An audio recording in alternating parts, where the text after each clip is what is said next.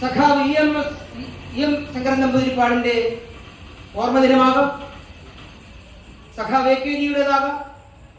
അങ്ങനെ നിരവധിയായ രാഷ്ട്രീയ മണ്ഡലത്തിലെ തേജോരൂപങ്ങളെ നമ്മൾ വിവിധ നാളുകളിൽ ഓർമ്മിക്കാറുണ്ട്. മറ്റൊരു മേഖലയിലാണെങ്കിൽ ഒക്ടോബർ മാസത്തിന്റെ അവസാനമാകുമ്പോൾ നമ്മുടെ പ്രധാനമായും ഈ പ്രദേശത്ത് നമുക്ക് ഓർമ്മിക്കാതെ കടന്നു പോകാൻ കഴിയാത്ത ഒരാൾ നമ്മുടെ തൊട്ടപ്പുറത്ത് ജീവിച്ച് മരിച്ചയാളുണ്ട്, വയലാർ. വയലാറിന്റെ ദിനം, അത് പുനപ്ര വയലാർ വാരാചരണത്തിന്റെ ഭാഗമായിട്ട് അതിന്റെ അവസാന ദിവസങ്ങളിൽ ഒന്നിൽ കവി എന്ന നിലയിലുള്ള വയലാറിനെ നമ്മൾ ഓർമ്മിച്ച് കടന്നു പോകാറുണ്ട്. അങ്ങനെ എത്രയോ പേരെ ഏപ്രിൽ മാസത്തിന്റെ ആദ്യ പകുതിയിൽ നമ്മൾ കുമാരനാശാനെ ഓർമ്മിക്കാറുണ്ട്. അദ്ദേഹത്തെ ജനുവരി മാസത്തിന്റെ ആദ്യ പകുതിയിലും നമ്മൾ ഓർമ്മിക്കാറുണ്ട്. അദ്ദേഹത്തിന്റെ ഓർമ്മ, അദ്ദേഹത്തിന്റെ ജനനത്തെയും അദ്ദേഹത്തിന്റെ മരണവും 2 ദിവസങ്ങളിൽ നമ്മൾ ഓർമ്മിക്കാറുണ്ട്. ആ നിലയിൽ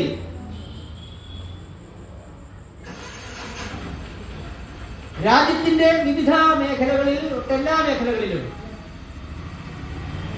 ജനുവരി മാസത്തിന്റെ ആദ്യ ദിനം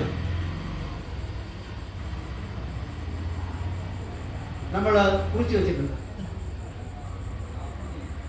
ഇവിടെ എല്ലാവരും സൂചിപ്പിച്ചതുപോലെ ഇന്നേക്കൊരു 10-35 കൊല്ലം മുമ്പ്, ഇന്ന് അദ്ദേഹത്തിന്റെ 36ാമത് രക്തസാക്ഷി ദിനമാണ്. സഫ്ദർ ഹഷ്മി ആരായിരുന്നു ഈ മനുഷ്യൻ? നമ്മൾ അദ്ദേഹത്തെ ഓർക്കുന്നത് എന്തുകൊണ്ടാണ്?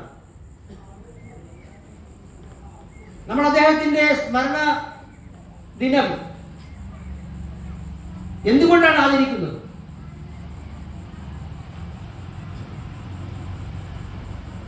ഒരു കലാകാരൻ എന്ന നിലയിൽ, ഒരു നാടകകാരൻ എന്ന നിലയിൽ അദ്ദേഹം മരിക്കുന്നത് ഒരു നാടകം കളിച്ചുകൊണ്ട് നിൽക്കുന്ന അവസരത്തിലാണ്. അതാണല്ലോ നിങ്ങൾ കണ്ടത്. അദ്ദേഹത്തിന്റെ ജീവിതത്തിന്റെ അവസാന നിമിഷമാണ് ഇവിടെ ശ്രീ സദാശിവൻ അവതരിപ്പിച്ചത്. തന്റെ കലാജീവിതത്തിന്റെ, തന്റെ കലാപ്രകടനത്തിന്റെ പൂർത്തീകരണത്തിന് മുൻപ്, ഒരു പ്രത്യേക വേദിയിൽ ആ കലാപ്രകടനം ആരംഭിച്ച് അതിന്റെ പാതി വഴി എത്തുന്നതിന് മുൻപ് 20 മിനിറ്റുള്ള ഒരു നാടകമാകട്ടെ, അല്ലാതെ 3 മണിക്കൂറുള്ള പ്രൊസീഡിയം സ്റ്റേജിൽ, ഇതുപോലെയുള്ള സ്റ്റേജിൽ വലിയ തട്ടലിട്ട് അവതരിപ്പിക്കുന്ന നാടകമല്ല. ജനങ്ങൾക്കിടയിൽ കാണികളും അഭിനേതാക്കളും നാടകക്കാരും എല്ലാം ഒന്നായി മാറുന്ന ഒരു നാടക സങ്കേതത്തിൽ നൂറുകണക്കിന് വരുന്ന കാണികളുടെ മധ്യത്തിൽ വെച്ചാണ് താൻ അവതരിപ്പിച്ചുകൊണ്ടിരിക്കുന്ന നാടകത്തിന്റെ പാതി വഴി എത്തുന്നതിന് മുൻപ് അദ്ദേഹം കൊല്ലപ്പെടുകയായി, മരിക്കുകയായിരുന്നില്ല. അതിവിടെ എല്ലാവരും സൂചിപ്പിച്ചതുപോലെ ഇന്ത്യക്ക് 35 വർഷങ്ങൾക്ക് മുൻപ് ഒരു പുതുവത്സര ദിനത്തിലായിരുന്നു. ഒരാൾക്ക് മരിക്കാൻ പറ്റിയ ഏറ്റവും നല്ല ദിവസങ്ങളൊന്നാണ് പുതുവത്സര ദിനം. ഒരു വർഷം ആരംഭിക്കുന്ന അതേ ദിവസം.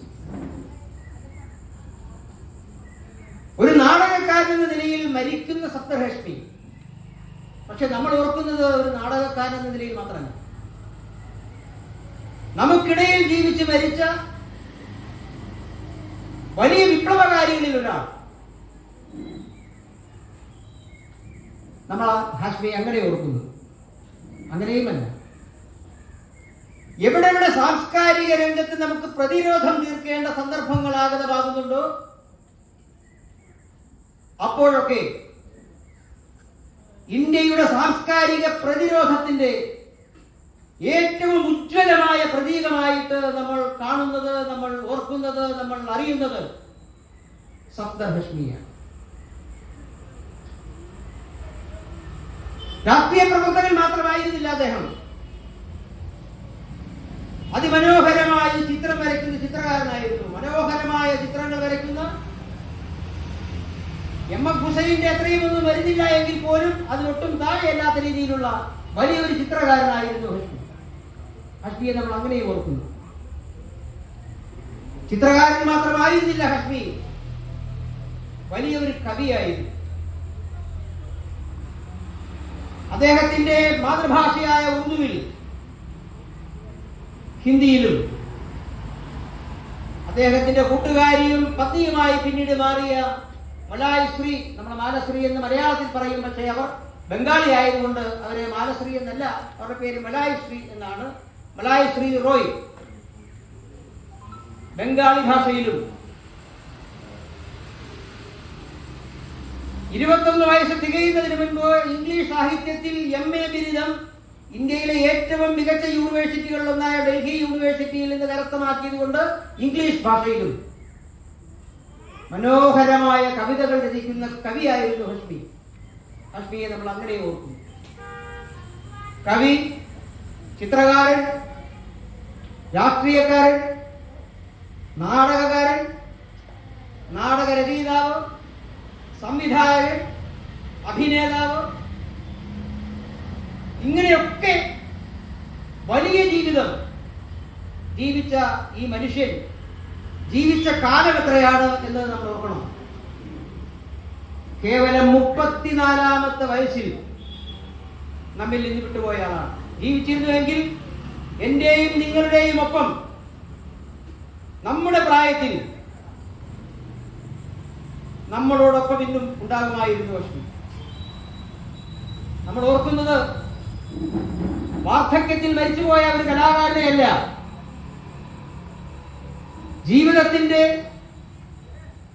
എല്ലാ അനുഭവങ്ങളും ഒക്കെ ഉണ്ടായി വലിയൊരു സമ്പന്നമായ ദീർഘജീവിതം നയിച്ച് മരിച്ചുപോയ അല്ലെങ്കിൽ കൊല്ലപ്പെട്ട ഒരു മനുഷ്യനെയല്ല,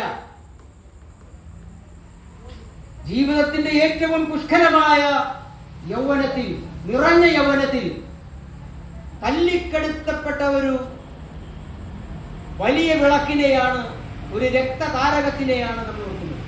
അതാണ് നമ്മൾ ആലങ്കാരികമായിട്ട് വളരെ കുറിച്ചും രക്തനക്ഷത്രം, രക്തതാരകം എന്നൊക്കെ നമ്മൾ പറയുമെങ്കിൽ അത് ഏറ്റവും അനുയോജ്യമായി മാറുന്ന ചില സന്ദർഭങ്ങളുണ്ട്. അത്തരം സന്ദർഭങ്ങളിൽ ഒന്ന് ഹഷ്മിയുടെ ജീവിതമാണ്. 34 വയസ്സ്, 1954 ഏപ്രിൽ മാസം 12-ാം തീയതിയാണ് അദ്ദേഹം ജനിക്കുന്നത് അലിഗഡിൽ. ഇടതുപക്ഷ ചിന്താഗതിക്കാരായ, മതപരമായിട്ട് ഇസ്ലാം മതത്തിൽ വിശ്വസിക്കുന്ന ഹനീഫ് ഹഷ്മിയുടെയും ഖമർ ആസാദ് ഹഷ്മി എന്ന് പറയുന്ന അധ്യാപികയായ അമ്മയുടെയും 4ാമത്തെ മകനായിട്ടാണ് അദ്ദേഹം ജനിക്കുന്നത്. ഒരു സാധാരണ കുട്ടിയുടെ ജീവിതം. അദ്ദേഹത്തിന് 10 വയസ്സാകുന്നതിന് മുൻപ് തന്നെ അവരെ ഡൽഹിയിലേക്ക് ജീവിതമൊക്കെ മാറ്റുന്നുണ്ട്.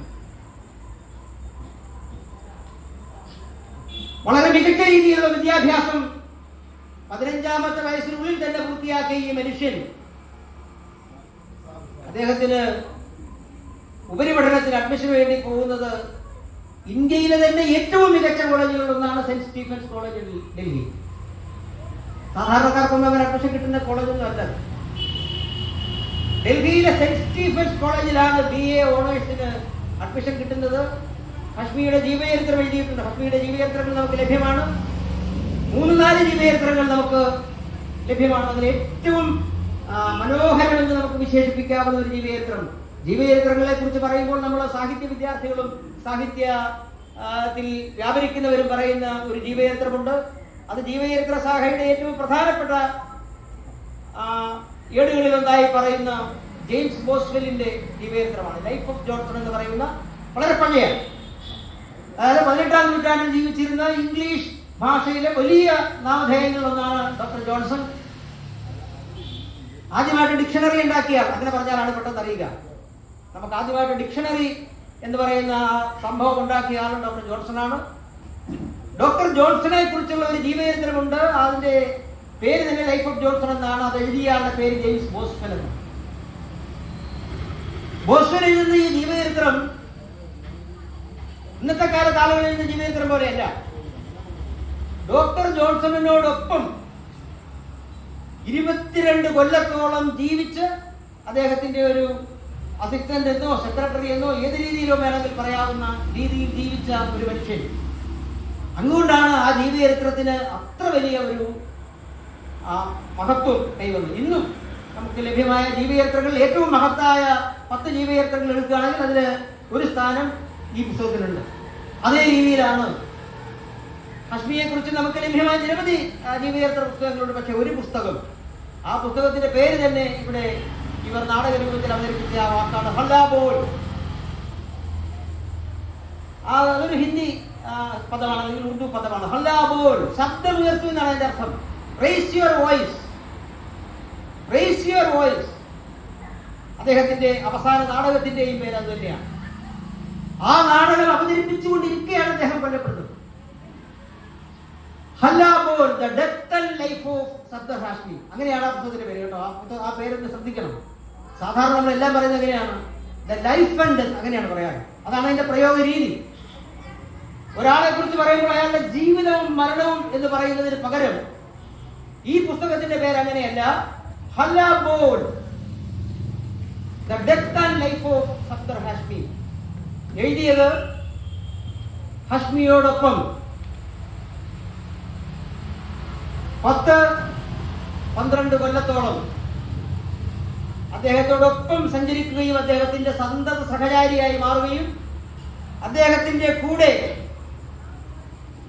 ജനനാട്യമഞ്ച് എന്ന് പറയുന്ന സർദാർ ഹാഷ്മി രൂപം നൽകിയ ആ നാടക സംഘമുണ്ട്. അതിനെ ജനം എന്നാണ് ചുരുക്കപ്പേര് പറയുക. ജനനാട്യമഞ്ച് എന്ന് ഹിന്ദിയിലും അതിന്റെ ചുരുക്കപ്പേര് ജനം. ജനം എന്ന് പറഞ്ഞാൽ അതിന്റെ അർത്ഥം നാം ഉദ്ദേശിക്കുന്ന ജനമല്ല. ജനം എന്നത് ഹിന്ദി വാക്കാണ്. ജനം എന്ന ഹിന്ദി വാക്കിന്റെ അർത്ഥം പിറവി എന്നാണ്, ജന്മം എന്നാണ്. ജന്മം എന്ന് നമ്മൾ പറയുന്നതിന് പകരം ഹിന്ദിയിൽ പറയും ജനം. ജനനാട്യമഞ്ച് എന്ന് പറയുന്ന ഈ നാടക സംഘം ആ നാടക സംഘത്തിന്റെ ഭാഗമാവുകയും ഹാഷ്മിയുടെ ദാരുണമായ അന്ത്യത്തിന് ശേഷം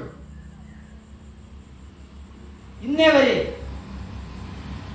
ജനനാട്യമഞ്ചിന്റെയും ഹാഷ്മിയുടെ ആശയങ്ങളുടെ പ്രചാരകനായും ഇപ്പോഴും നമുക്കിടയിൽ ജീവിച്ചുകൊണ്ടിരിക്കുന്ന സുധൻവ ദേശ്പാണ്ഡെ എന്ന് പറയുന്ന മനുഷ്യൻ. അദ്ദേഹം എഴുതിയ പുസ്തകമാണ് Hallabol, the death and life of Sardar Hashmi. ഒരു തിരശ്ശീലയിൽ എന്ന വണ്ണം അദ്ദേഹത്തിന്റെ ജീവിത സന്ദർഭങ്ങൾ നമുക്ക് കാണാൻ സാധിക്കും.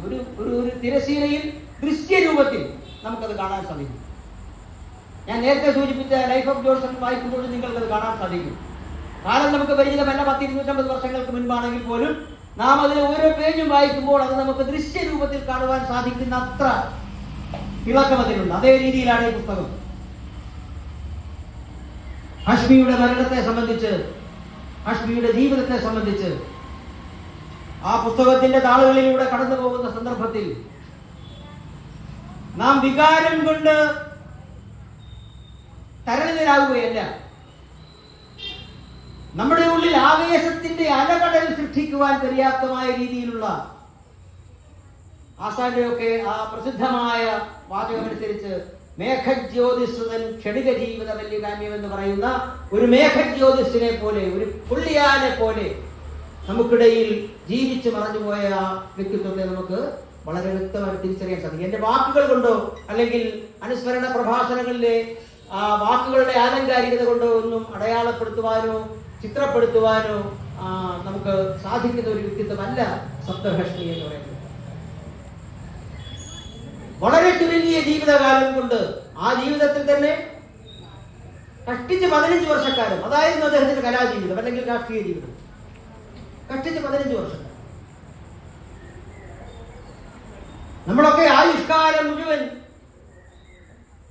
എത്രയോ മേഖലകളിൽ വ്യാപരിച്ചാലും നമുക്കൊന്നും എത്തിപ്പെടുവാനോ സ്വപ്നം കാണുവാനോ പോലും സാധിക്കാത്ത രീതിയിൽ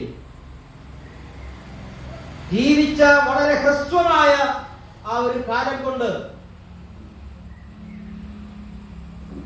കലയെ സ്നേഹിക്കുന്ന, കലയെ ആഗ്രഹിക്കുന്ന, കലയെ സ്വന്തം ജീവിതത്തിന്റെ ഭാഗമായിട്ട് മാറണമെന്ന് ആഗ്രഹിക്കുന്ന ഏതൊരു സാംസ്കാരിക പ്രവർത്തകന്റെയും ഓർമ്മകളിൽ നിന്ന് ഒരിക്കലും ആയാത്ത രീതിയിലുള്ള ഒരു ഇരിപ്പിടം അവരുടെ ഹൃദയത്തിൽ കരസ്ഥമാക്കിക്കൊണ്ടാണ് ഹാഷ്മി പറഞ്ഞത്. അതുകൊണ്ടാണ് ഇവിടെ സൂചിപ്പിച്ച ജാനുവരി 4-ാം തീയതിയിലെ നാടകം ജാനുവരി 1-ാം തീയതി ഉച്ചയോടുകൂടിയാണ് അവരവിടെ നാടകം അവതരിപ്പിക്കുന്നത്. അതൊരു തെരഞ്ഞെടുപ്പ് പ്രചാരണത്തിന് വേണ്ടിയുള്ള നാടകമായിരുന്നു. രാമാനന്ദ് ഝാ എന്ന് പറയുന്ന ഒരു CITU പ്രവർത്തകൻ, പാവപ്പെട്ടവൻ, 15 കൊല്ലങ്ങൾക്ക് ശേഷം നടക്കുന്ന ഒരു മുനിസിപ്പൽ മുനിസിപ്പൽ തെരഞ്ഞെടുപ്പ്. പണ്ട് മുനിസിപ്പാലിറ്റി തെരഞ്ഞെടുപ്പൊന്നുമില്ല, നമ്മുടെ പഞ്ചായത്ത് രാജൊന്നും വന്നിട്ടില്ല. 1989 കാലം. രാജ്യം ഭരിക്കുന്നത് ചെറിയ ചില്ലറക്കാരനൊന്നുമല്ല. ഇന്ത്യയുടെ ചരിത്രത്തിൽ ആദ്യമായിട്ട് മൃഗീയ ഭൂരിപക്ഷം എന്ന് നമുക്ക് പറയുവാൻ സാധിക്കുന്ന രീതിയിലുള്ള ഏറ്റവും വലിയ, തന്റെ മുത്തച്ഛന് കിട്ടിയതിനേക്കാൾ വലിയ ഭൂരിപക്ഷത്തോടുകൂടി 1984 ഒക്ടോബർ 31 തന്റെ മാതാവ് വെടിയേറ്റ് മരിച്ചതിന് ശേഷം നവംബർ മാസത്തിൽ ഒരു തെരഞ്ഞെടുപ്പ് നടന്നു. ആ തെരഞ്ഞെടുപ്പിലൂടെ ഇന്ത്യയുടെ ചരിത്രത്തിലെ ഏറ്റവും വലിയ ഭൂരിപക്ഷം നേടിക്കൊണ്ട് അധികാരത്തിൽ വന്ന രാജീവ് ഗാന്ധി എന്ന പ്രധാനമന്ത്രിയാണ് ഭരിച്ചുകൊണ്ടിരിക്കുന്നത് രാജ്യം. ഉത്തർപ്രദേശ് ഭരിക്കുന്നത് മറ്റാരുമല്ല, കോൺഗ്രസിന്റെ വലിയ തലതൊട്ടപ്പന്മാരിൽ ഒരാളായ നാരായൺ ദത്ത് തിവാരി എന്ന് പറയുന്ന പ്രമുഖനായ കോൺഗ്രസ് നേതാവാണ് ഉത്തർപ്രദേശിന്റെ മുഖ്യമന്ത്രി. രാജ്യത്തിന്റെ മിക്കവാറും എല്ലാ സംസ്ഥാനങ്ങളിലും വളരെ അപൂർവമായിട്ട് കേരളം പോലെ, ബംഗാൾ പോലെ, ത്രിപുര പോലെയുള്ള കുറച്ച് സംസ്ഥാനങ്ങളും തമിഴ്നാട് പോലെയുള്ള ചില സംസ്ഥാനങ്ങളും മാത്രം ഒഴിച്ചു നിർത്തിക്കഴിഞ്ഞാൽ ബാക്കി മുഴുവൻ ഭരിക്കുന്നത് കോൺഗ്രസ് തന്നെയാണ്. കോൺഗ്രസിന് അപ്രമാദിത്വമുള്ള ഒരു കാലത്താണ് ഒരു കലാകാരൻ, വെറും കലാകാരനല്ല, പാവങ്ങൾക്ക് വേണ്ടി സ്വജീവിതം സമർപ്പിക്കുക എന്നൊക്കെ നമ്മൾ പറയുന്നത് വളരെ കുറഞ്ഞ ആലങ്കാരിക ഭാഷയായി പോകും. പാവങ്ങളുടെ ഇടയിൽ പാവങ്ങളിൽ ഒരാളായി ജീവിച്ച് അവർക്ക് വേണ്ടി തന്റെ കലാപ്രകടനങ്ങൾ നടത്തിക്കൊണ്ടിരുന്ന ഒരു മനുഷ്യൻ അതിനിഷ്ഠൂരമായിട്ട് കോൺഗ്രസിന്റെ ഗുണ്ടകളാൽ, അങ്ങനെ തന്നെ നമുക്ക് പറയുന്നതിന് ഒരു മടിയും വിചാരിക്കേണ്ടതില്ല,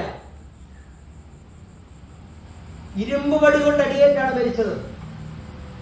വെടിവെപ്പുണ്ടായിരുന്നു. വെടിയേറ്റ് മരിക്കുന്നത് പാവം, ഇവരുടെ നാടക ഗ്രൂപ്പിലൊന്നും ഇല്ലാതിരുന്ന ഒരാളാണ്. നാടകം കാണാൻ വന്ന ഒരു പാവപ്പെട്ട തൊഴിലാളി, നേപ്പാളുകാരനായിരുന്നു, അവന്റെ പേര് റാം ബഹാദൂർ എന്നായിരുന്നു. അയാളാണ് വെടികൊണ്ട് മരിക്കുന്നത്. തന്റെ ഗ്രൂപ്പിലുള്ള താനും തന്നെ പോലെ 14 പേര്, മൊത്തം 15 പേരാണ് ഇവരുടെ നാടക സംഘം. ബാക്കിയുള്ളവരെ മുഴുവൻ ഈ പ്രഹരത്തിൽ നിന്ന് അല്ലെങ്കിൽ ഈ ആക്രമണങ്ങളിൽ നിന്ന് തടഞ്ഞുകൊണ്ട് എല്ലാ അടിയും സ്വയം ഏറ്റുവാങ്ങുകയായിരുന്നു മുന്നിൽ നിന്ന് ഹാഷ്മി. അങ്ങനെ വലിയ ഇരുമ്പ് വടി കൊണ്ട് തലയ്ക്ക് 20-ലധികം അടി. പോസ്റ്റ്മോർട്ടം റിപ്പോർട്ട് പറയുന്നത് അദ്ദേഹത്തിന് പരിക്കുള്ളത് തലയ്ക്ക് മാത്രമായിരുന്നു. ശരീരത്തിന് വേറെ ഒരു ഭാഗത്തും പരിക്കില്ല. കൈക്കോ കാലിനോ ശരീരത്തിന്റെ മറ്റൊരു ഭാഗത്തും ഒരു പരിക്കും ഉണ്ടായിരുന്നില്ല സത്യ ഹാഷ്മിക്ക്. തലയിൽ മാത്രം 20 പരിക്കുകൾ. റാമനോഹർ ലോഹ്യ ഹോസ്പിറ്റലിൽ ഇന്റൻസീവ് കെയർ യൂണിറ്റിൽ കിടക്കുന്ന ഹാഷ്മി അപ്പോഴും ജീവനവശേഷിക്കുന്നുണ്ട്. കാണാനായിട്ട് കൂട്ടുകാരിയും പത്നിയുമായ മാലശ്രീ എന്ന് നാം വിളിക്കുന്ന മലായുശ്രീ എത്തുമ്പോൾ ഡോക്ടർ കരഞ്ഞുകൊണ്ട് പറയുന്നത്, brain fluid is coming through his nose.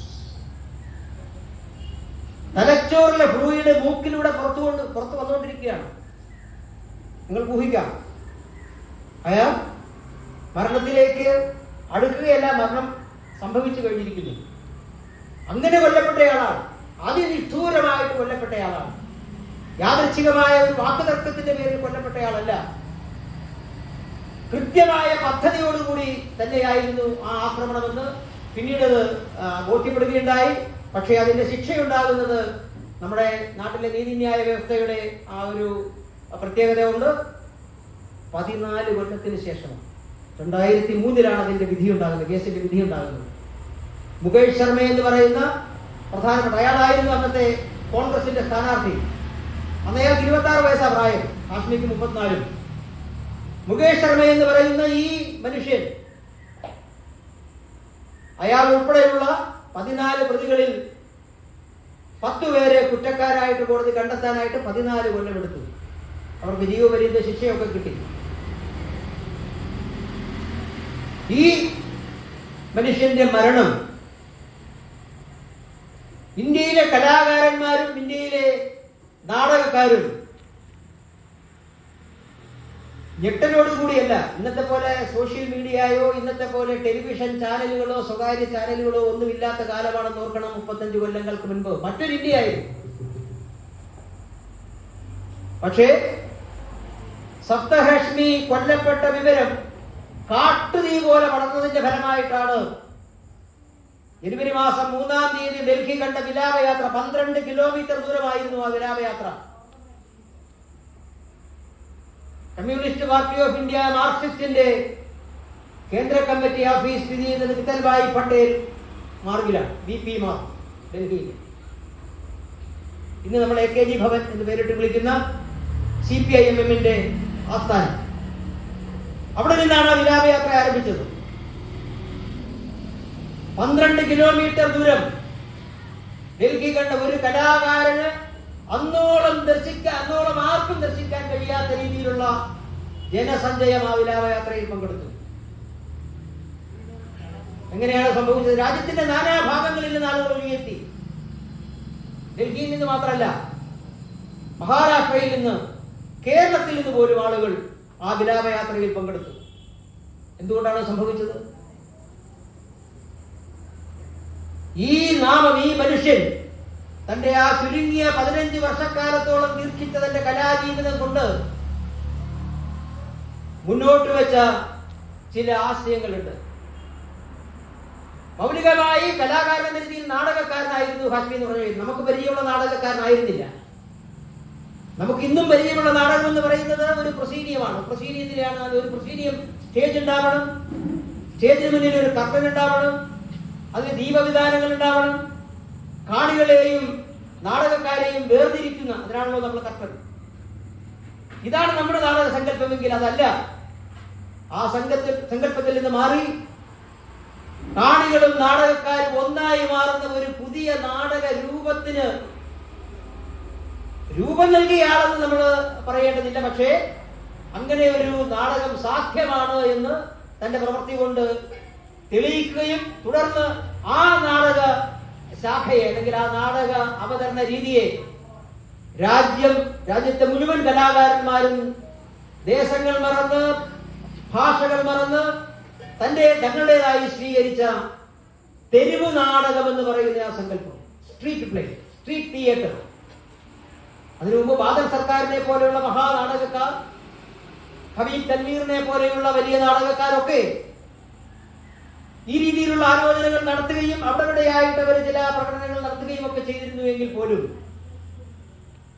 വലിയ രീതിയിലുള്ള ആശയ പ്രചാരണത്തിന് ഇതൊരു വലിയ മാർഗമാണ് എന്ന് തെളിയിക്കുന്നതിൽ ഹാഷ്മി വിജയം കൈവരിച്ചതുപോലെ അവർക്ക് പറ്റുമായി. പക്ഷെ അവരൊക്കെ ഹാഷ്മിയുടെ ഗുരുക്കന്മാരായിരുന്നു. ബാദൽ സർക്കാരായിരുന്നാലും ഹബീബ് തൻവീർ ആയിരുന്നാലും ഋത്വിക് ഘട്ടക്കിനെ പോലെയുള്ള സിനിമക്കാർ, ഉൽപ്പൽ ദത്തിനെ പോലെയുള്ള അഭിനേതാക്കൾ, ഇവരൊക്കെ അദ്ദേഹത്തിന്റെ ഗുരുക്കന്മാരോ അദ്ദേഹത്തിന്റെ കൂട്ടുകാരോ ആയി.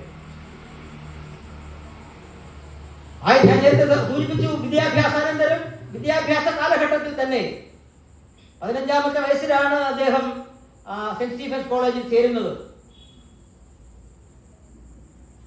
അദ്ദേഹത്തെ സെന്റ് സ്റ്റീഫൻസ് കോളേജിലേക്ക് ചേരുന്ന അതേ വർഷത്തിന്റെ അവസാനമാണ് ഇങ്ങ് തിരുവനന്തപുരത്ത് ഡിസംബർ മാസത്തിന്റെ 30-ാം തീയതി 1970 ഡിസംബർ മാസത്തിന്റെ 30-ാം തീയതി തിരുവനന്തപുരത്ത് ഒരു സമ്മേളനം നടന്നു. നമ്മുടെ തിരുവനന്തപുരത്ത്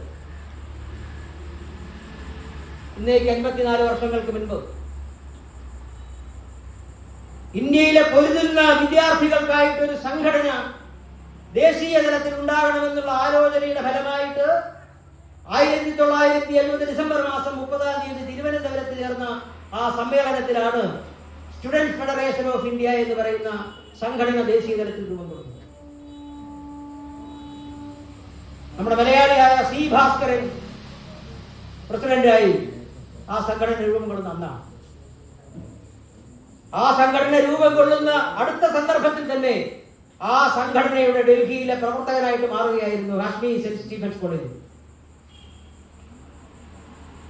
SFIയുടെ പ്രവർത്തകനായിട്ടാണ് അദ്ദേഹം രാഷ്ട്രീയത്തിലേക്ക് കടന്നു വരുന്നത്. സെന്റ് സ്റ്റീഫൻസിൽ നിന്ന് ഡൽഹി യൂണിവേഴ്സിറ്റിയിലേക്ക് പോകുന്ന സന്ദർഭത്തിൽ കോളേജിൽ അന്ന് കലകൾക്കും നാടകങ്ങൾക്കും ഒന്നും വിലക്കില്ലാത്ത കാലമാണ്. അവിടെ ആ 70കളുടെ ആദ്യ സന്ദർഭത്തിൽ തന്റെ കൗമാരപ്രായം, യവനമൊന്നും ആയിട്ടില്ല, തന്റെ കൗമാരപ്രായത്തിൽ തന്നെ കൂട്ടുകാരും ഒക്കെ ആയിട്ട് ചേർന്ന് കൊച്ചു കൊച്ചു കലാരൂപങ്ങൾ അവതരിപ്പിക്കുമായിരുന്നു. അന്ന് ഏറ്റവും വലിയ രീതിയിൽ പ്രവർത്തിക്കുന്ന ഒരു സംഘം എന്ന് പറയുന്നത്, കലാസംഘം എന്ന് പറയുന്നത് 1943 രൂപം കൊണ്ട ഇന്ത്യൻ പീപ്പിൾസ് തിയേറ്റർ അസോസിയേഷൻ ആണ്. കമ്മ്യൂണിസ്റ്റ് പാർട്ടിയുടെ ആഭിമുഖ്യത്തിലും കമ്മ്യൂണിസ്റ്റ് പാർട്ടിയുടെ ആശീർവാദത്തിലും സ്ഥാപിതമായ ഇന്ത്യൻ പീപ്പിൾസ് തിയേറ്റർ അസോസിയേഷന്റെ പ്രവർത്തകനായിട്ടാണ് ഹാഷ്മി തുടങ്ങുന്നത്. പക്ഷെ അദ്ദേഹത്തിന് ഒരു 1-2 വർഷത്തിൽ കൂടുതൽ ഇന്ത്യൻ പീപ്പിൾസ് തിയേറ്ററിന്റെ ഭാഗമായിട്ട് നിൽക്കാൻ സാധിച്ചില്ല. അഭിപ്രായ വ്യത്യാസങ്ങളുണ്ടാകും. സ്വാഭാവികമായിട്ട് SFIയുടെ രൂപീകരണം അതിനൊരു കാരണമായിട്ട് മാറി. SFIയുടെ പ്രവർത്തകനായിട്ട് ഹാഷ്മി മാറിയത് ഇപ്റ്റയിലെ അദ്ദേഹത്തിന്റെ ഇപ്റ്റ ചില്ലറ സംഘടനയൊന്നും അല്ല, നിങ്ങൾക്കറിയാമല്ലോ. കെ അബ്ബാസിനെ പോലെയുള്ള ബൽരാജ് സാഹിനിയെ പോലെയുള്ള ആളുകളൊക്കെ രൂപം നൽകിയ സംഘടനയാണ്. പക്ഷേ തന്റെ ആശയവുമായിട്ട് പൊരുത്തപ്പെട്ടു പോകുവാൻ സാധിക്കുന്നില്ല എന്ന് തോന്നിയ സന്ദർഭത്തിൽ അവരുമായിട്ട് വഴക്കിടാനൊന്നും ഹാഷ്മി വഴക്കിടുന്ന പ്രകൃതക്കാരനെ ആയിരുന്നില്ല. ഹാഷി അവിടുന്ന് വലിയുകയാണ് ചെയ്തത്. അവിടുന്ന് ഉൾവലിഞ്ഞിട്ട് വെറുതെ ഇരുന്നില്ല. തന്റെ 19ാമത്തെ വയസ്സിൽ 1973 തന്റെ കുറച്ച് കൂട്ടുകാരുമായിട്ട് ചേർന്ന് അദ്ദേഹം സ്വന്തം ഒരു സംഘടന ഉണ്ടാക്കി. ആ സംഘടനയുടെ പേരാണ് ജനനാട്യമഞ്ച്. ആ സംഘടനയാണ് ജനം. തന്റെ ഇംഗിതത്തിന്, തന്റെ ആഗ്രഹങ്ങൾക്ക്, തന്റെ ആശയം സ്വതന്ത്രമായിട്ട് മുന്നോട്ട് കൊണ്ടുപോകുവാൻ തനിക്ക് സ്വന്തമായിട്ടുള്ള സംഘടന ആവശ്യമാണ്. ഇപ്റ്റായിലൂടെ തനിക്ക് സാധിക്കില്ല എന്ന് തോന്നിയപ്പോഴാണ് ജനനാട്യമഞ്ചിന് ഹാഷ്മി രൂപം നൽകുന്നത്. പിന്നീടുള്ളത് ചരിത്രമാണ്. 1970-കൾ 1980-കൾ എന്ന് പറയുന്ന ഇന്ത്യയിലെ രാഷ്ട്രീയ സാഹചര്യം നിങ്ങൾ മനസ്സിലാക്കണം. 1970-ന്റെ 70-കളുടെ മധ്യത്തോടടുക്കുന്ന സന്ദർഭത്തിലാണ് 1971 ബംഗ്ലാദേശ് യുദ്ധം കഴിയുന്നു. ഇന്ത്യൻ പ്രധാനമന്ത്രി ദുർഗയായിട്ട് അവതരിക്കപ്പെടുന്നു. അമേരിക്കൻ കപ്പൽപ്പടയെ പോലും സോവിയറ്റ് യൂണിയന്റെ സഹായത്തോടുകൂടി തുരത്തി ഓടിച്ചുകൊണ്ട് ലോകത്തെ ഏറ്റവും പ്രബലമായ വ്യക്തിത്വങ്ങളിൽ ഒന്നായിട്ട് ഇന്ത്യയുടെ പ്രധാനമന്ത്രി ഇന്ദിരാഗാന്ധി മാറിക്കഴിഞ്ഞിരിക്കുന്ന സന്ദർഭമാണ്. അപ്പോഴാണ് 1974 സന്ദർഭത്തിൽ ഇന്ദിരാഗാന്ധിയുടെ 71-ലെ തെരഞ്ഞെടുപ്പിൽ അഴിമതിയുണ്ട് എന്ന രീതിയിലുള്ള വലിയ രീതിയിലുള്ള പ്രചാരണം രാജ്യത്തുണ്ടാകുന്നു. ആ പ്രചാരണം കൊടുമ്പിരിക്കൊണ്ട് ഇന്ത്യയിലെ പത്രങ്ങൾ മുഴുവൻ അന്ന് സ്വതന്ത്രമായിട്ട് വാർത്ത എഴുതാൻ കഴിയുമായിരുന്നു. വാർത്തകൾ എഴുതി രാജ്യം ഭരിക്കുന്ന പ്രധാനമന്ത്രിയുടെ തെരഞ്ഞെടുപ്പ് അഴിമതി നിറഞ്ഞതാണ് എന്ന് പ്രചാരണം വന്ന സന്ദർഭത്തിൽ ഡൽഹി യൂണിവേഴ്സിറ്റിയിൽ MA പഠിച്ചുകൊണ്ടിരിക്കുന്ന ഹാഷ്മിയും കൂട്ടുകാരും കൂടി ഒരു നാടകം, ഒരു ചെറിയ നാടകം, കുർസി കുർസി കുർസി, നാടകത്തിന്റെ പേരതായിരുന്നു. കുർസി എന്ന് പറഞ്ഞാൽ കസേര. കസേര വിടാതെ പിടികൂടിയിരിക്കുന്ന രാഷ്ട്രീയ നേതൃത്വത്തെ പരിഹസിക്കുന്ന, വെളുത്ത് കൊണ്ടുവരുന്ന രീതിയിലുള്ള ഒരു നാടകം. ആ നാടകം സ്വതന്ത്രമായിട്ട് അവതരിപ്പിക്കാൻ കഴിഞ്ഞു. പക്ഷേ ഏറെ താമസിക്കുന്നതിന് മുൻപ് രാഷ്ട്രീയ സാഹചര്യങ്ങൾ മാറി മറിഞ്ഞു. ഇതിനകം ഹാഷ്മി MA വളരെ ഉന്നതമായ രീതിയിൽ MA literature, MA English literature പാസ്സായി. 10-21 വയസ്സ് കഷ്ടിച്ച് പ്രായം. രാജ്യത്ത് 1975 ജൂൺ മാസം 25-ാം തീയതി അടിയന്തരാവസ്ഥ പ്രഖ്യാപിക്കുന്നു. കലാകാരന്മാർക്ക് വെളിയിലിറങ്ങാനാവില്ല, കലാപ്രകടനങ്ങൾ നടത്തുവാൻ സാധ്യമല്ല, പത്രങ്ങൾക്ക് പോലും വാർത്തകൾ എഴുതാൻ സാധിക്കില്ല. ഇന്ന് ഇവിടെ ഇരിക്കുന്ന ചെറുപ്പക്കാരായ എത്ര പേർക്ക് ഈ സെൻസർഷിപ്പ് എന്ന് പറയുന്ന വാക്ക് പരിചിതമുണ്ടെന്ന് എനിക്കറിയില്ല.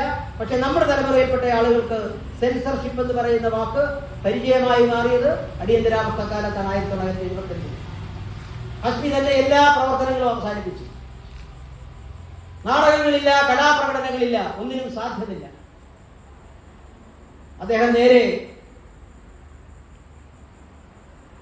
ഹിമാലയൻ മലനിരകളിലേക്കാണ് പോയത്. ഇന്ന് നമ്മൾ ഉത്തരാഖണ്ഡ് എന്ന് പറയുന്ന സ്ഥലത്ത്, ഗഡ്വാൾ എന്ന് പറയുന്ന സ്ഥലത്തുള്ള യൂണിവേഴ്സിറ്റിയിൽ അദ്ദേഹത്തിന് ലെക്ചറായിട്ട് ജോലി കിട്ടി. അവിടെ കഷ്ടിച്ച് ഒരു 6-7 മാസം കഴിഞ്ഞപ്പോഴത്തേക്ക് അദ്ദേഹത്തിന് പഠിത്തപ്പോൾ അദ്ദേഹം നേരെ കാശ്മീരിൽ ശ്രീനഗർ യൂണിവേഴ്സിറ്റി, ശ്രീനഗറിലേക്ക് പോയി. ശ്രീനഗറിൽ അധ്യാപകനായി ഏകദേശം 1.5-2 വർഷക്കാലം കോളേജ് അധ്യാപകനായിട്ട് ഇന്ന് ജീവിച്ചിരുന്നെങ്കിൽ ഒരു 2 ലക്ഷം രൂപ പെൻഷൻ മേടിച്ചുകൊണ്ട് പിരിയാൻ പറ്റുന്ന രീതിയിലുള്ള ജോലിയാണ് അന്നത്തെ കോളേജ് അധ്യാപകൻ എന്ന് പറയുന്നത്. കോളേജ് അധ്യാപകനായി ജോലി നോക്കി. 1977 മാർച്ച് മാസത്തിൽ അടിയന്തരാവസ്ഥ പിൻവലിക്കേണ്ടി വന്നു. ഹാഷ്മി തിരിച്ച് ഡൽഹിയിലെത്തി. ഡൽഹിയിൽ കുറച്ചു കാലം മാത്രം അധ്യാപകനായി ജോലി നോക്കുന്നതിനിടയിൽ തന്നെ അദ്ദേഹത്തിന്റെ കൂട്ടുകാർ ജനനാട്യ മഞ്ച് ചെറിയ ചെറിയ പരിപാടികൾ അവതരിപ്പിച്ച് തുടങ്ങുന്ന സന്ദർഭമാണ്. ആ സന്ദർഭത്തിലാണ് കൂട്ടുകാരിയായ മാലശ്രീയെ കണ്ടെത്തുന്നത്. പിന്നീട് മാലശ്രീ അദ്ദേഹത്തിന്റെ ജീവിതത്തിന്റെ ഭാഗമായിട്ട് മാറുന്നത്. 1979 അവർ തമ്മിലുള്ള വിവാഹം. 1979 ജൂൺ മാസം 18-ാം തീയതി വിവാഹം കഴിഞ്ഞ ആദ്യ സന്ദർഭത്തിൽ ഹാഷ്മി മാലയോട് പറഞ്ഞ ഒരു കാര്യം, നമുക്ക് പേര് മാറ്റാം. എന്റെ പേര് സഫ്ദർ റോയ് എന്ന് ഞാൻ മാറ്റും. നിന്റെ പേര് മാല ഹാഷ്മി എന്ന് നീ മാറ്റും. നിന്റെ പേര് സ്വാഭാവികമായിട്ടും ഭാര്യ ഭർത്താവിന്റെ പേര് ചേർക്കുന്ന ഒരു സമ്പ്രദായമുണ്ട്. പക്ഷേ ഭർത്താവായ ഞാൻ സഫ്ദർ റോയ് എന്നെ പേര് മാറ്റും. നീ മൊലായി ശ്രീ ഹാഷ്മി ആയിട്ട് മാറണം. രണ്ടുപേരും അപേക്ഷ തയ്യാറാക്കി അവരവരുടെ ബാങ്കിൽ കൊണ്ടുപോയി. State bank of India. Malashree കൊണ്ടുകൊടുത്ത അപേക്ഷ എല്ലാം നോക്കിയപ്പോൾ ബാങ്ക് മാനേജർക്ക് ആദ്യം ഒരു പരിഭ്രമമൊക്കെ വന്ന് അവസാനം പലരുമായിട്ട് കൺസൾട്ട് ചെയ്തെല്ലാം ചെയ്തതിനു ശേഷം മാലശ്രീയുടെ പേര് മാറ്റി. അവരുടെ പേര് മാല ഹാഷ്മി എന്ന് ബാങ്കുകാർ മാറ്റി കൊടുത്തു. പക്ഷേ സഫ്ദറിന്റെ ബാങ്കുകാർ സമ്മതിച്ചില്ല. സഫ്ദറിന്റെ ബാങ്കുകാർ പറഞ്ഞു, ഇതൊക്കെ പേര് മാറ്റുന്നത് അതിന് വേറെ ഒത്തിരി നടപടിക്രമങ്ങളുണ്ട്, ഗസറ്റിൽ പരസ്യപ്പെടുത്തണം, മറ്റത് വേണം, മറ്റത് വേണം, 100,000 കാര്യങ്ങൾ പറഞ്ഞു. ഒടുവിൽ എന്ന് വേണ്ടി സഫ്ദർ റോയ് ആയില്ല, സഫ്ദർ ഹാഷ്മി ആയി തുറന്നു. അങ്ങനെയാണ് സഫ്ദർ ഹാഷ്മിയും മാല ഹാഷ്മിയും രണ്ടുപേരും ഹാഷ്മിമാരായിട്ട് തുറന്നത്. ഞാൻ പറഞ്ഞത് ആ സ്വാതന്ത്ര്യ ബോധമാണ്. താൻ കൂട്ടുകാരിയായി കരുതി, താൻ കൂട്ടുകാരിയായി കൊണ്ടു നടക്കുകയും തന്റെ ഭാഗമായി ജീവിതത്തിന്റെ ഭാഗമായി മാറുകയും ചെയ്ത ആ പെൺകുട്ടിയുടെ പേര് അവരുടെ സർനെയും തന്റെ സർനെയുമായിട്ട് മാറ്റാൻ നമ്മളാരും അങ്ങനെ ആലോചിക്കാറേയില്ല. നമ്മുടെ പേര് ഭാര്യയുടെ പേരിന്റെ പുറത്തിൽ വെക്കുന്നതിന് നമുക്കൊരു മടിയുമില്ല. പക്ഷേ ഭാര്യയുടെ സർനെയും നമ്മുടെ പേരിന്റെ കൂടെ കൊണ്ടുപോകാനുള്ള ഒരു മനസ്സ് നമ്മളിൽ എത്ര പേർക്കുണ്ടാവും? ആ മനസ്സ് ഹാഷ്മി കാണിച്ചു. പക്ഷെ അതിന് ഇന്ത്യയിലെ നിയമവ്യവസ്ഥ അത് സമ്മതിച്ചില്ല എന്നുള്ളതാണ് സത്യം. അങ്ങനെ ഒരു ഭാഗം ഹാഷ്മിയുടെ ജീവിതത്തിലുണ്ട്. 1978 ഹാഷ്മിയുടെ പ്രസിദ്ധമായ ഒരു നാടകം, ഞാൻ അവസാനിപ്പിക്കുകയാണ്, ഹാഷ്മിയുടെ പ്രസിദ്ധമായ ഒരു നാടകം ജനനാട്യമഞ്ച് അവതരിപ്പിക്കുന്നത്. നമ്മൾ ഇന്ന് പറയാറുണ്ട്, നമ്മുടെ ഇന്നത്തെ കാലം എന്ന് പറയുന്നത് ഇരുണ്ട കാലമാണ്, കറുത്ത കാലമാണ്. പ്രസിദ്ധ കവിയും നാടകകാരനുമായ ജർമ്മൻ നാടകകാരനായ ബെർട്ടോൾഡ് ബ്രെഖ്റ്റിന്റെ വളരെ പ്രസിദ്ധമായ ഒരു വാചകമുണ്ട്. ഇരുണ്ട കാലത്ത് സംഗീതമുണ്ടാകുമോ? ഇരുണ്ട കാലത്ത് പാട്ടുണ്ടാകും. അദ്ദേഹത്തിന്റെ മറുപടി പറയുന്നു, ഉണ്ടാകും. ഇരുണ്ട കാലത്ത് സംഗീതമുണ്ടാകും, ഇരുണ്ട കാലത്തിന്റെ സംഗീതം. ഇരുണ്ട കാലത്ത് പാട്ടുകൾ ഉണ്ടാകും, ഇരുണ്ട കാലത്തിന്റെ പാട്ടുകൾ. അങ്ങനെയുള്ള ഇരുണ്ട കാലം നമ്മുടെ എല്ലാ കാലഘട്ടങ്ങളിലും ഉണ്ടായിരുന്നു. 1970കളും മാറ്റമൊന്നും ഉണ്ടായിരുന്നില്ല. സ്വാതന്ത്ര്യം കിട്ടി 10-30 വർഷമൊക്കെ കഴിഞ്ഞു, 3 ദശകങ്ങൾ കഴിഞ്ഞുവെങ്കിൽ പോലും ഇന്ന് നമുക്ക് കേൾക്കുമ്പോൾ ഞെട്ടലുളവാക്കും. 1978 ഈ പറയുന്ന ഗസിയാബാദ് എന്ന് പറയുന്നത് ഉത്തർപ്രദേശിന്റെ പടിഞ്ഞാറേ അറ്റത്തുള്ള ജില്ലയാണ്. ഡൽഹിയോട് ചേർന്ന് കിടക്കുന്ന ഒരു ജില്ലയാണ്. വലിയൊരു ജില്ലയാണ് കേട്ടോ. കേരളത്തിന്റെ ഏകദേശം 3/4 ഭാഗം വരും ഗസിയാബാദ് എന്ന് പറയുന്ന ജില്ല. ആ ഗസിയാബാദ് ജില്ലയിൽ ഒരു കെമിക്കൽ ഫാക്ടറി ഉണ്ടായിരുന്നു. ഹരേഗ് ഇന്ത്യ എന്നാണ് കെമിക്കൽ ഫാക്ടറിയുടെ പേര്. ആ കെമിക്കൽ ഫാക്ടറിയിൽ യൂണിയനുകൾ ഉണ്ടായിരുന്നില്ല. 100-300 തൊഴിലാളികൾ ഉണ്ടായിരുന്നു, പക്ഷെ യൂണിയൻ ഉണ്ടായിരുന്നില്ല. CITU ഉണ്ട്, പക്ഷേ CITUവിന് ആ ഫാക്ടറിയിൽ പ്രവേശനം ഉണ്ടായിരുന്നില്ല. അവിടുത്തെ തൊഴിലാളികൾ എല്ലാവരും കൂടിയിരുന്ന് അവർക്കൊരു ആലോചന വന്നു, അവർക്കൊരു ആവശ്യം വന്നു. അവർ നേരെ പോയി മുതലാളിയെ പോയി കണ്ടു, മാനേജരെ പോയി കണ്ടു. ഞങ്ങൾക്കൊരു നിവേദനമുണ്ട്, ഞങ്ങൾക്കൊരു ആഗ്രഹമുണ്ട്, ഒരു ആവശ്യമുണ്ട്. എന്താണ് ആവശ്യം? ഞങ്ങൾ വരുന്നത് എല്ലാവരും സൈക്കിളിലാണ്. ഞങ്ങൾ ഫാക്ടറിയിലേക്ക് വരുമ്പോൾ ഞങ്ങളുടെ സൈക്കിള് പാർക്ക് ചെയ്യാനായിട്ട് ഒരു സ്ഥലം അനുവദിച്ചു. സൈക്കിള് പാർക്ക് ചെയ്യാൻ ഒരു സ്ഥലം.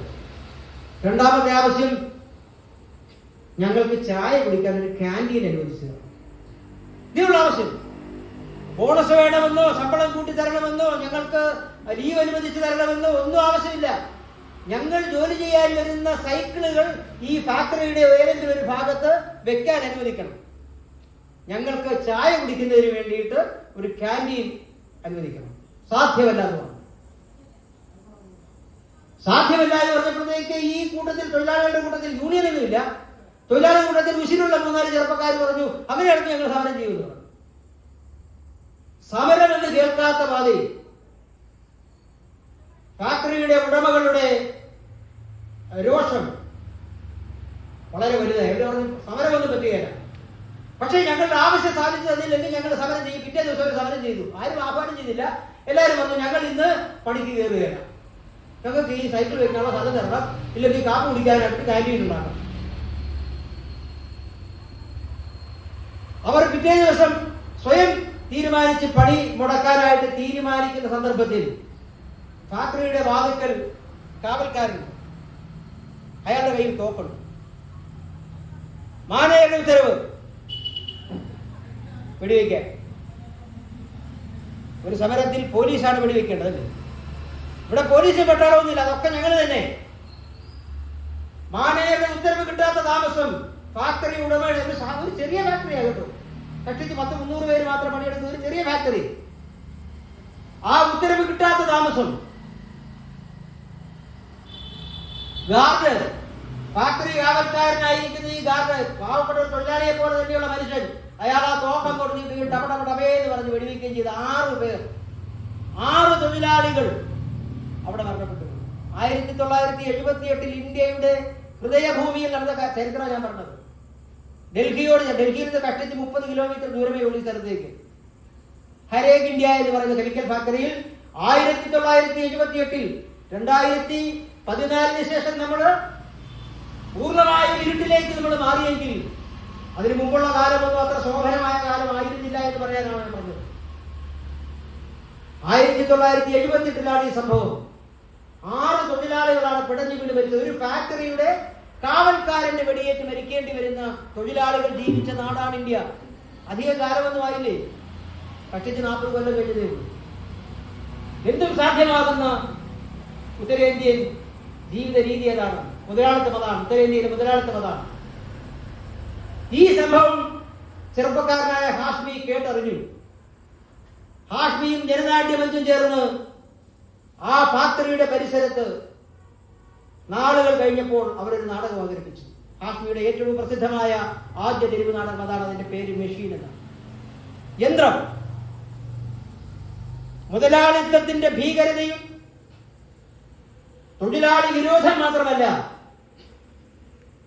ജനവിരുദ്ധമായിട്ട് മുതലാളിത്തം എപ്രകാരമാണ് നമ്മുടെ ജീവിതത്തിലേക്ക്, നമ്മുടെ സമൂഹത്തിൽ നിലയുറപ്പിക്കുന്നത് എന്ന് വളരെ വ്യക്തമായിട്ട് കാണിച്ചു കൊടുക്കുന്ന കഷ്ടിച്ച് 30 മിനിറ്റ് ദൈർഘ്യമുള്ള മെഷീൻ എന്ന് പറയുന്ന നാടകം. ആ നാടകം അവതരിപ്പിക്കുന്ന ആ ഫാക്ടറിയുടെ പരിസരത്താണ്. ഫാക്ടറിയിലെ മുഴുവൻ തൊഴിലാളികൾ മാത്രമല്ല, ആ പ്രദേശത്തുള്ള തൊഴിലെടുക്കുന്നവർ മുഴുവൻ ഒഴുകിയെത്തുകയായിരുന്നു അത് കാണാൻ. ഒരു തൊഴിലാളി സംഘടനയുടെ ആഹ്വാനം ഒന്നുമില്ലാതെ തന്നെ തങ്ങളുടെ അവകാശ ബോധത്തെ കുറിച്ച് ആ 30 മിനിറ്റ് നേരത്തെ നാടകം കഴിഞ്ഞപ്പോഴത്തേക്ക് അവർക്ക് ബോധ്യമായി. ആ ഫാക്ടറിയിൽ തൊഴിലാളി യൂണിയനുകളുണ്ടായി. അവരുടെ ജീവിതം എത്ര കണ്ട് മെച്ചപ്പെട്ടു നമുക്ക് പറയാനായിട്ട് സാധിക്കില്ല, പക്ഷേ മാറ്റമുണ്ടായി. അങ്ങനെ സാമൂഹ്യ മാറ്റം എങ്ങനെ തന്റെ കലാപ്രകടനത്തിലൂടെ സാമൂഹ്യ മാറ്റം എപ്രകാരം സാധ്യമാക്കാമെന്ന് ഒന്നൊന്നായിട്ട് തെളിയിക്കുകയായിരുന്നു. ഹാഷ്മിക്ക് ഏറ്റവും പ്രിയപ്പെട്ട വിഷയങ്ങളിലൊന്ന് സ്ത്രീയാണ്. അദ്ദേഹത്തിന്റെ ഏറ്റവും പ്രസിദ്ധമായ നാടകങ്ങളൊന്നാണ് അവരെന്ന് ഹിന്ദിയിൽ പറയുന്ന സ്ത്രീ. ഐ ആം എ വുമൺ എന്ന് പറഞ്ഞുകൊണ്ടാണ് കഥ നായിക വരുന്നത്. അന്നോളം പരിചയിച്ചിട്ടില്ലാത്തൊരു കഥാനായിക മാനശ്രീയാണ് അതിന്റെ രംഗാവിഷ്കാരം നടത്തിയത്. I am a woman. എങ്ങനെയാണ് ഈ സ്ത്രീയുടെ വിഭിന്ന ഭാവഭേദങ്ങൾ, ശിശുവായി, കുട്ടിയായി, കൗമാരക്കാരിയായി, യൗവനയുക്തയായി, കാമുകിയായി, ഭാര്യയായി, അമ്മയായി വികാസം പ്രാപിക്കുന്ന സ്ത്രീയുടെ വിവിധ രൂപഭാവങ്ങൾ, അവരെ സമൂഹം നോക്കിക്കാണുന്ന സമ്പ്രദായം, രീതി, ഇതൊക്കെ കഷ്ടിച്ച് 20-30 മിനിറ്റുകൾക്കകം ജനഹൃദയങ്ങളിലേക്ക് ആഞ്ഞു തറയ്ക്കുന്ന രീതിയിലുള്ള ആവിഷ്കാരങ്ങളിലൂടെ ഈ നാടകം കൊണ്ടുവന്നു. അവരൊക്കെന്ന് പറയുന്ന നാടകം ഗ്രാമങ്ങളിൽ നിന്ന് നഗരങ്ങളിലേക്ക് എന്ന് പറയുന്ന അദ്ദേഹത്തിന്റെ പ്രസിദ്ധമായ നാടകം, ചക്കാജാം എന്ന് പറയുന്ന മറ്റൊരു പ്രസിദ്ധമായ നാടകം, എല്ലാം തമാശ നിറഞ്ഞ നാടകങ്ങളാണ്. അദ്ദേഹത്തിന്റെ നാടകങ്ങൾ ആരംഭിക്കുന്ന ആദ്യ പകുതി മുഴുവൻ തമാശയാണ്. കാരണം കാണികളും കുടുകുടാ ചിരിപ്പിച്ചുകൊണ്ടാണ് നിന്നത്. അവസാനം അവതരിപ്പിക്കുന്ന ചക്കാജാം എന്ന് പറയുന്ന നാടകത്തിന്റെ ഒരു പരിഷ്കൃത രൂപമാണ് ഹല്ലാബോൾ എന്ന് പറയുന്ന പേരിൽ. രണ്ടും ഒരേ നാടകം തന്നെയാണ്, ഒരല്പം ഭേദഗതി മാത്രമേ വരുത്തിയിട്ടുള്ളൂ. ഹല്ലാബോൾ എന്ന് പറയുന്ന നാടകം ആരംഭിക്കുന്നത് തന്നെ വലിയ തമാശകളോടെയാണ്. നാടകം അവതരിപ്പിക്കാൻ വരുന്ന ഒരു സംഘം, ആ സംഘത്തെ തടഞ്ഞു നിർത്തുന്ന ഒരു പോലീസുകാർ, ഇവരൊക്കെ നാടകക്കാർ തന്നെയാണ്. അങ്ങനെ അധികം തമാശയോടുകൂടി ആരംഭിച്ച് ജീവിതത്തിന്റെ തീക്ഷ്ണ സന്ദർഭങ്ങളിലേക്ക് കടക്കുകയും ചാട്ടുളി പോലെ സാമൂഹിക വിമർശനങ്ങളിലേക്ക് എത്തിച്ചേരുകയും ചെയ്യുന്ന വലിയ ഒരു രീതി നാടകാവിഷ്കാരത്തിൽ കൊണ്ടുവരുവാനായിട്ട് ഹാഷ്മിക്ക് കഴിഞ്ഞു. അങ്ങനെയാണ് ഇന്ത്യയിലെ നാടക രംഗം, നാടകവേദി സമൂലം മാറ്റപ്പെടുന്നത്. സ്ട്രീറ്റ് തിയേറ്റർ എന്ന് പറയുന്ന സമ്പ്രദായം ലബ്ധപ്രതിഷ്ഠമായിട്ട് മാറുന്നത് അവിടെ നിന്നാണ്. ഹ്രസ്വ നിമിഷങ്ങളിലൂടെ വലിയ സന്ദേശങ്ങൾ, വലിയ ആശയങ്ങൾ നമുക്ക് ജനമനസ്സുകളിലേക്ക് എത്തിക്കാമെന്ന് തിരിച്ചറിയപ്പെടുന്നത് അങ്ങനെയാണ്. അങ്ങനെ കലാരൂപത്തെ മാറ്റി തീർത്ത ഒരു മനുഷ്യനെയാണ് നമ്മൾ അനുസ്മരിക്കുന്നത്. സഫ്ദർ എന്ന ഉറുദു വാക്ക്, അതൊരു ഉറുദു വാക്കാണ്, അവരുടെ മാതൃഭാഷ ഉറുദുവാണ്. സഫ്ദർ എന്ന ഉറുദു വാക്കിന്റെ അർത്ഥം പോരാളി എന്നാണ്. അങ്ങനെയെങ്കിൽ 35 വർഷങ്ങൾക്കപ്പുറം, 35 വർഷങ്ങൾക്ക് മുൻപ് കേവലം 34-ാമത്തെ വയസ്സിൽ തന്റെ യൗവന തീക്ഷ്ണതയുടെ സന്ദർഭത്തിൽ അതിനിഷ്ഠൂരമായിട്ട് കൊല്ലപ്പെട്ട ഈ മനുഷ്യൻ 4-ാം തീയതി നടന്ന നാടകത്തിൽ അവതരണ പ്രസംഗം നടത്തുന്നത് അന്ന് 21 വയസ്സ് മാത്രം പ്രായമുള്ള സുധാൻവയാണ്. ഞാൻ നേരത്തെ പറഞ്ഞ ജീവചരിത്രകാരൻ സുധൻവ ദേശ്പാണ്ഡെ എന്ന് പറയുന്ന ഹാഷ്മിയുടെ ജീവചരിത്രകാരൻ അന്ന് 21 വയസ്സ് മാത്രമാണ് പ്രായം. ജനുവരി 4-ാം തീയതി ഹാഷ്മിയുടെ ചിതയടങ്ങി കഷ്ടിച്ച് ഒരു ദിവസം കഴിഞ്ഞു. 3-ാം തീയതിയാണ് ഹാഷ്മിയുടെ സംസ്കാരം. 4-ാം തീയതി ഉച്ചയ്ക്ക് ശേഷം അവര് ആ നാടകം അവതരിപ്പിക്കുകയാണ്.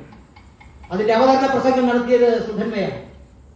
സുധൻവ പറയുന്നത്, ഹാഷ്മി മരിച്ചിട്ടില്ല, ഞങ്ങളിവിടെ നിൽക്കുന്നത് ഹാഷ്മി മരിച്ചിട്ടില്ല എന്ന് നിങ്ങളോട് പറയുവാനാണ്. ഞങ്ങളിവിടെ വന്നിട്ടുള്ളത്, ഞങ്ങൾ നിൽക്കുന്നത് നാടകം മരിച്ചിട്ടില്ല എന്ന് നിങ്ങളോട് പറയുവാനാണ്. ഞങ്ങളിവിടെ വന്നത് നിൽക്കുന്നത് ഞങ്ങളെ അവർക്ക് കൊല്ലാം, പക്ഷേ ഞങ്ങളെ തകർക്കാൻ അവർക്കാവുകയില്ല എന്ന് നിങ്ങളോട് പറയുവാനാണ്. ഈ രീതിയിൽ പോയി ഏകദേശം 4-5 മിനിറ്റ് ദീർഘിക്കുന്ന സുധൻവായുടെ ആ പ്രസംഗത്തിന് ശേഷമാണ് ആ നാടകം അവരവിടെ അവതരിപ്പിച്ച് പൂർത്തിയാക്കുന്നത്. അതിനുശേഷം ഇങ്ങോട്ട് നാളിതുവരെ ജനനാട്യം ഇന്നും ഹാഷ്മിയുടെ സന്തത സഹചാരികളായ ആളുകൾ നിരവധി പേരുണ്ട്. അവരുടെ കൈകാര്യ കർത്തൃത്വത്തിൽ ജനനാട്യ മഞ്ച്, പിന്നീട് നിരവധിയായ വേദികൾ, 10,000-ത്തിലധികം വേദികളിൽ 24 നാടകങ്ങൾ, തെരുവ് നാടകങ്ങൾ അവരവതരിപ്പിച്ചു. ഇന്നും അവതരിപ്പിച്ചുകൊണ്ടിരിക്കുന്നു. ഇന്നും ജനുവരി മാസത്തിന്റെ 1-ാം തീയതി ഗസിയാബാദിലെ ഹാഷ്മി അടിയേറ്റ് വീണ ജണ്ടാപൂർ എന്ന് പറയുന്ന ഗ്രാമത്തിൽ ഇന്നും ജനുവരി മാസത്തിന്റെ 1-ാം തീയതി അവർ ആ നാടകം അവതരിപ്പിക്കുന്ന നാടകം ഹല്ലാബോൾ തന്നെയായിരുന്നു. 35 കൊല്ലക്കാലവും ആ നാടകം തന്നെ അവർ അവതരിപ്പിച്ചുകൊണ്ടിരിക്കുന്നു. ലോകത്തിന്റെ എല്ലാ കോണുകളിലും എവിടെ സാംസ്കാരിക പ്രതിരോധം നമുക്ക് ആവശ്യമാണോ, എവിടെ സാംസ്കാരിക പ്രവർത്തകർക്ക് ശിരസ്സുയർത്തി നിന്നുകൊണ്ട് ഞങ്ങളെ തകർക്കുവാനാവില്ല എന്ന് പറയുവാൻ കഴിയുന്നുണ്ടോ, അവിടെയെല്ലാം അവർക്ക് വഴികാട്ടിയായി, അവരുടെ മുന്നിൽ ഒരു വലിയ പ്രകാശം പരത്തുന്ന ദീപസ്തംഭമായി സഫ്ദർ ഹാഷ്മി നിലകൊള്ളുന്നു എന്നതാണ് ഹാഷ്മിയുടെ പ്രസക്തി. അങ്ങനെയെങ്കിൽ 1980-കൾക്ക് അവസാനം സംഭവിച്ചതിനേക്കാൾ എത്രയോ തീക്ഷ്ണമായ ഒരവസ്ഥയായിരുന്നിരിക്കണം ഈ സന്ദർഭത്തിൽ ഇന്ന് ഇന്ത്യയുടെ തെരുവുകളിൽ സംഭവിക്കേണ്ടത്. പക്ഷെ അങ്ങനെ സംഭവിക്കുന്നില്ല എന്നത് നാം ആവർത്തിച്ചാലോചിക്കേണ്ടത് ഒരു കാര്യമാണ്. നാം എന്തെല്ലാം പറയുകയാണെങ്കിൽ, എന്തെല്ലാം പറഞ്ഞാലും നമ്മളെ വല്ലാത്ത രീതിയിലുള്ള ഭയം പിടികൂടിയിരിക്കുന്നു എന്നത് നമ്മൾ സമ്മതിക്കാതെ തരമില്ല. അതുകൊണ്ടാണ് നമ്മുടെ കലാരൂപങ്ങളൊക്കെ മറ്റ് രൂപങ്ങൾ കൈവരിക്കുന്നത്. അത് സീരിയലുകളുടെ രൂപമാകാം, അത് മിമിക്രിയുടെ രൂപമാകാം, അത് താൽക്കാലികമായിട്ടുള്ള വളരെ വില കുറഞ്ഞ തമാശകളുടെ രൂപത്തിലുള്ള കലാരൂപങ്ങളാകാം, ഒക്കെയാകാം. നമ്മുടെ നാടകങ്ങൾ പോലും സാമൂഹ്യ വിമർശനം നടത്തുന്ന നാടകങ്ങളൊന്നും ഇല്ലെന്നല്ല ഞാൻ പറയുന്നത്. പക്ഷേ അവ ഏറ്റവും അവശ്യമായിട്ട് വേണ്ടുന്ന ഇടങ്ങളിൽ അത് സംഭവിക്കുന്നില്ല എന്നത് സഫ്ദർ ഹാഷ്മിയെ പോലെയുള്ള ഒരു മനുഷ്യന്റെ അഭാവം വലിയ തോതിൽ ഇന്ത്യയിലെ സാംസ്കാരിക രംഗം അനുഭവിക്കുന്നു എന്ന യാഥാർത്ഥ്യം വിളിച്ചോതിക്കൊണ്ടിരിക്കുകയാണ്. നിർഭയനായ ഒരു മനുഷ്യനായിട്ട് തന്റെ ജീവിതം നയിക്കുവാൻ കഴിഞ്ഞു. ആരോടും കലഹിക്കാതെ, ഒരാളോടും പകയില്ലാതെ, വിത്ത് മാലീസ് ടുവേർഡ്സ് നൺ. നമ്മൾ കൗണ്ട് ഓഫ് മോണ്ടി ക്രിസ്റ്റോയിൽ അവസാനം നമ്മൾ പറയാറുണ്ടല്ലോ, വിത്ത് മാലീസ് ടുവേർഡ്സ് നൺ. ആരോടും പകയില്ലാതെ, ആരോടും വിദ്വേഷമില്ലാതെ, തന്റെ ആശയം, അത് കമ്മ്യൂണിസ്റ്റ് ആശയം, താനൊരു മാർക്സിസ്റ്റ് ആണെന്നും താനൊരു കമ്മ്യൂണിസ്റ്റുകാരനാണെന്നും താനൊരു തൊഴിലാളി പക്ഷപാതിയാണെന്നും താനൊരു CITU പ്രവർത്തകനാണെന്നും അഭിമാനത്തോടുകൂടി പറയുവാൻ, നെഞ്ച് വിരിച്ച് പറയുവാൻ കഴിയുമായിരുന്ന സഫ്ദർ ഹഷ്മിയെ പോലെയുള്ള കലാകാരന്മാർ നമുക്ക് ഇല്ലാതെയാകുന്നു എന്ന് മാത്രമല്ല, അത്തരമൊരു കലാകാരന് ജന്മം നൽകാൻ പോലും കഴിയാത്ത തരത്തിലുള്ള അഗാധമായ ഇരുട്ടിലേക്ക് നമ്മുടെ രാജ്യം നിപതിച്ചു കഴിഞ്ഞിരിക്കുന്നു എന്ന യാഥാർത്ഥ്യം തിരിച്ചറിയുവാൻ കൂടി ഇത്തരം സന്ദർഭം ഉപയോഗിക്കാൻ, ഇത്തരം സന്ദർഭം നമുക്ക് ഉപകാരപ്പെടും എന്നതാണ് നമുക്ക് മനസ്സിലാക്കേണ്ട ഒരു കാര്യം. സഫ്ദർ എന്ന ഉറുദു വാക്കിന്റെ അർത്ഥം പോരാളി എന്ന് ഞാൻ പറഞ്ഞു കഴിഞ്ഞു. അങ്ങനെയെങ്കിൽ നമുക്ക് ഈ സന്ദർഭത്തിൽ വയ്ക്കാനുള്ള ഒരേ ഒരു മുദ്രാവാക്യം, നാം ഓരോരുത്തരും സഫ്ദറാവുക, ഓരോ വിദ്യാർത്ഥിയും സഫ്ദറാവുക, ഓരോ യുവാവും സഫ്ദറാവുക, ഓരോ കഥാകാരനും സഫ്ദറാവുക, ഓരോ കലാകാരനും സഫ്ദറാവുക. സഫ്ദർ മരിക്കുമ്പോൾ സോഷ്യൽ മീഡിയ ഇല്ല, ടെലിവിഷൻ ചാനലുകളില്ല, ദൂരദർശൻ മാത്രം. പക്ഷേ പിറ്റേ ദിവസം അവിടേക്ക് ഒഴുകിയെത്തിയ 10,000 ഉണ്ടായിരുന്നു. 2014 ശേഷമാണ് നരേന്ദ്ര ധബോൽക്കർ മരിക്കുന്നത്, കൊല്ലപ്പെട്ടത്. 2014 ശേഷമാണ് MM കൽബുർഗി എന്ന് പറയുന്ന 70 വയസ്സ് പ്രായമുള്ള ജ്ഞാനവൃദ്ധനായ കൽബുർഗി സർവകലാശാലയിലെ വൈസ് ചാൻസലർ ആയിരുന്ന മനുഷ്യൻ വീട്ടിൽ പ്രഭാത ഭക്ഷണം കഴിച്ചുകൊണ്ടിരിക്കുമ്പോൾ വാതിലിന് മുട്ടുകേട്ട് താൻ കഴിച്ചുകൊണ്ടിരിക്കുന്ന പ്രഭാത ഭക്ഷണത്തിൽ നിന്ന് കൈയെടുത്ത് ആ കൈ കഴുകാതെ വാതിൽ തുറക്കുമ്പോൾ നിറതോക്കിന്റെ മുന്നിൽ വെടിയേറ്റ്, നിറതോക്ക് കൊണ്ട് ആ വാതിൽപ്പടിയിൽ വെടിയേറ്റ് വീണ് മരിക്കുന്ന കൽബുർഗി മരിക്കുന്നത് 2014 ശേഷമാണ്. ഗോവിന്ദ് പൻസാരെ ഭരിക്കുന്നത് 2014 ശേഷമാണ്. 2017 തന്റെ പത്രമാഫീസിൽ നിന്ന് തന്റെ വീട്ടിലേക്ക് സ്കൂട്ടർ ഓടിച്ചു വരുന്ന വഴിയിൽ വീടിന്റെ ഗേറ്റ് കടക്കുന്ന സന്ദർഭത്തിലാണ് ഗൗരി ലങ്കേഷ് കൊല്ലപ്പെടുന്നത്. ഇതൊക്കെ നമുക്ക് പത്രങ്ങളിലെ വാർത്തകൾ മാത്രമായി മാറി, ഇതൊക്കെ നമുക്ക് ടെലിവിഷനിലെ ചില ദൃശ്യങ്ങൾ മാത്രമായി മാറി. ഹഷ്മിയുടെ വിലാപയാത്രയിൽ പങ്കെടുത്തതിന്റെ 10,000-ൽ ഒരു അംശം ഈ പറഞ്ഞ പേരുകൾ ഉള്ള ആളുകളുടെ വിലാപയാത്രകളിലോ അവരുടെ അനുസ്മരണ മേഖലകളിലോ എന്തേ സംഭവിക്കുന്നില്ല? ഭയം വലിയ രീതിയിൽ നമ്മളെ കീഴ്പ്പെടുത്തിയിരിക്കുന്നു. ആ ഭയത്തെ കീഴ്പ്പെടുത്തിക്കൊണ്ട് ഓരോരുത്തരും സഫ്ദറാവുക എന്ന് പറയുന്ന വലിയ മുദ്രാവാക്യം നാം ഏറ്റുവിളിക്കുക. അതാണ് ഹല്ലാബോൾ. ശബ്ദം ഉയർത്തി തന്നെ നമ്മൾ പറയണം. സദാശിവൻ നേരത്തെ ഇവിടെ സൂചിപ്പിച്ച ആ ശബ്ദം ഉയർത്തിക്കൊണ്ട് തന്നെ ഹല്ലാബോൾ എന്ന് നാം ഓരോരുത്തരും പറയേണ്ടുന്ന ഏറ്റവും നിർണായകമായ സന്ദർഭത്തിലൂടെയാണ് നാമും രാജ്യവും കടന്നു പോകുന്നത് എന്ന ഓർമ്മപ്പെടുത്തൽ നമ്മളെ തന്നെ ഓർമ്മപ്പെടുത്തുവാൻ സഫ്ദർ ഹഷ്മിയുടെ ധീരരക്തസാക്ഷിത്വത്തിന്റെ ഈ 36-ാം ദിനം മാരാരിക്കുളത്ത് നവരശ്മി ഗ്രന്ഥശാലയുടെ ആഭിമുഖ്യത്തിൽ പുരോഗമന കലാ സാഹിത്യ സംഘത്തിന്റെ നേതൃത്വത്തിൽ ഇവിടെ കൂടിയ ഈ അനുസ്മരണ സമ്മേളനത്തിൽ പങ്കെടുത്തിരിക്കുന്നവർക്കെല്ലാവർക്കും ഈ ഒരു സന്ദേശം നമ്മുടെ ഉള്ളിലേക്ക് എത്തിക്കുകയും നമ്മളിലൂടെ അത് മറ്റുള്ളവരിലേക്ക് പകരുവാൻ കഴിയുകയും ചെയ്യട്ടെ എന്ന് ആത്മാർത്ഥമായി ആഗ്രഹം പ്രകടിപ്പിച്ചുകൊണ്ട് സഫ്ദർ ഹഷ്മി എന്ന ഈ മഹാമനുഷ്യൻ, മഹാവിപ്ലവകാരി, വലിയ കമ്മ്യൂണിസ്റ്റ്, CITU പ്രവർത്തകൻ, നാടകകാരൻ, ചിത്രകാരൻ, കവി, മറ്റെന്തെല്ലാം ആവട്ടെ, ആ മനുഷ്യന്റെ ഓർമ്മകൾക്ക് മുന്നിൽ വളരെ വിനയത്തോടുകൂടി ആദരവർപ്പിച്ചുകൊണ്ട് ഞാൻ എൻ്റെ വാക്കുകളെ ഉപസംഹരിക്കുന്നു. നന്ദി.